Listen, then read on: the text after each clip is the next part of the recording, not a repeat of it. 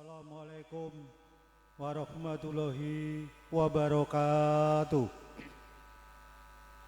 A'udzu billahi minasyaitonir rajim. Bismillahirrahmanirrahim. Alhamdulillahirabbil alamin. Wassalatu wassalam ala asrobil anbiya'i wa mursalin sayyidina wa maulana Muhammadin wa ala alihi wa sahbihi ajmain, amma ba'du. Dumateng sesepuh pini sepuh aji sepuh kakung saputri tamu undangan ingkang tansah kula hormati, dumateng panjenenganipun Bapak Doni so Ibu Ita sekeluarga ingkang tansah kula hormati, dumateng panjenenganipun Bapak Kepala Desa Ngribik sak prangkatipun sedaya ingkang tansah kula hormati, dumateng lembaga-lembaga desa, Ketua BPD saanggotanipun, Ketua RT, Ketua RW, Karang Taruna, LPMD, sedesa Ngribik ingkang tansah kula hormati, dumateng para alim, para ulama, para kiai ingkang sumandhing kitab suci manembah marang Gusti ingkang tansah kula hormati, dumateng panjenenganipun Bapak Muspika Kecamatan Gebok utawi panjenenganipun Bapak Camat, Bapak Kapolsek,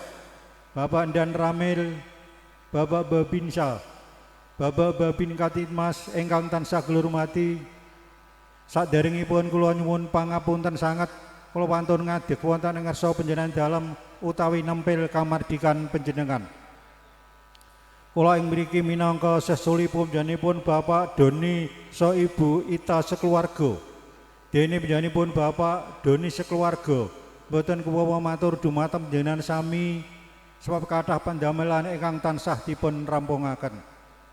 Monggo kita sedaya sareng-sareng memuji syukur dumateng ngarsa dalem Allah Subhanahu wa taala saengga kula panjenengan pikantuk taufik hidayah sehat walafiat saengga panjenengan saged rawuh wonten ing Bapak Doni sekeluarga ingkang tansah boten wonten alangan setunggal menapa-menapa.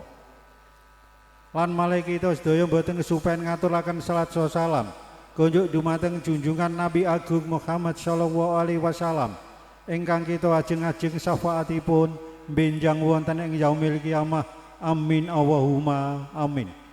Para rawuh kakung saputri ingkang rinengga sagunging parumatan ingkang tanpa upami, dene panjenenganipun Bapak Doni sekeluarga matur nuwun sanget dumateng panjenengan sami ingkang sampun kersa rawuh wonten ing dalemipun saperlu dipun suni dipangestu anggenipun ngijabaken putranipun ingkang asma Bagus Radit Fadil Misbahudin Saodiah Ayu Yunita Laila Anggraini. Mugi-mugi putra ingkang dipun kitanaken menika saged dados keluarga ingkang sakinah mawaddah warahmah. Amin Allahumma amin. Kadosa dados mimilan mituna denceng dinyempeng kados pandan suruning waringin ndakan wit ingkang ageng ingkang ayong. Mugi-mugi penganten sekalian ing benjang saged dados pengayomanipun sanak mitra karoh saking keluarga penganten kakung sasanak mitra karoh saking keluarga penganten putri. Amin Allahumma amin. Para rawuh kakung saputri ingkang tansah kula hormati, dene panjenenganipun Bapak Doni sekeluarga mbok bilih anggenipun maringi pinaraan dedaran unjukan menawi kirang ngresepaken dumateng panjenengan sami. Kula minangka sesulipun panjenenganipun Bapak Doni sekeluarga ingkang nyuwunaken gung samudra pangarsami ingkang kathah.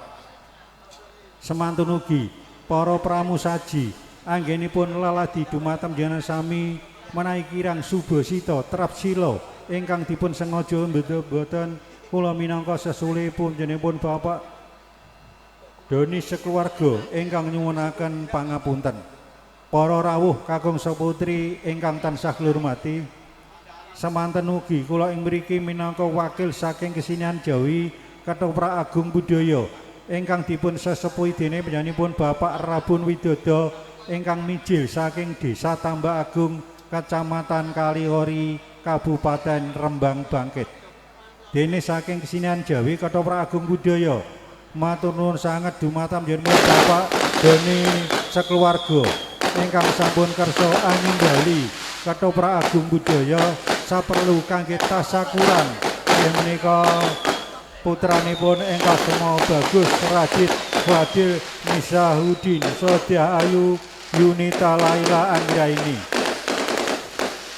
dene saking kesinan Jawi Ketoprak Agung Budaya mboten saged bales menapa-menapa dumateng panjenengan sami namung kula sak keluarga nyanyuwun dumateng ngersanipun Gusti ingkang merubing dumadi mugi-mugi panjenenganipun Bapak Doni sekeluarga sabibaripun tasakuran menika tansah pinaringan rayu wilujeng kalih ing mobil sambikala tansah pikantuk rejeki ingkang kathah ingkang barokah sop usahanipun supados saged lancar amin Allahumma amin. Dene saking Sinan Jawi Ketoprak Agung Budaya ing dalu menika badhe ngaturaken lampahan utawi cunduk kalih pamundhutipun Bapak ingkang mengkugati badhe ngaturaken lampahan sejarah wonten ing Kraton Majapahit serial Minak Jinggo Nagih Janji Dumawah Perangan Damar Wulan Ngratu. Monggo kula aturi amirsani ngantos dumugi paripurnaning lelampahan ing dalu menika.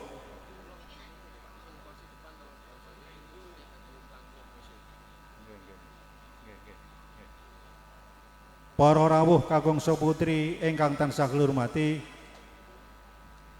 dumateng masyarakat Desa Ngribik sak kiwa tengenipun menawi kagungan kajat menapa kemawon menawi badhe ngersakaken Ketoprak Agung Budaya, monggo kula aturi nelpon nomor HP ingkang sampun kaserat wonten ing ajeng menika.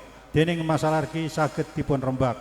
Para rawuh kakung saputri ingkang tansah kula hormati, dene panyuwunipun Bapak ingkang mengkugati nggih menika kursi ingkang ngajeng menika supadosa dipun kosongaken sebab menika badhe wonten tamunipun Bapak Doni.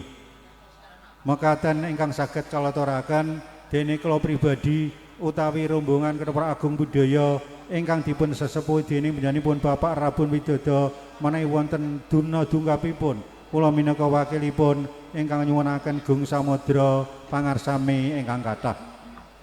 Nggih sepindah malih dene kursi ingkang ajeng menika supadosa dipun kosongaken sebab menika badhe wonten tamunipun Bapak Doni.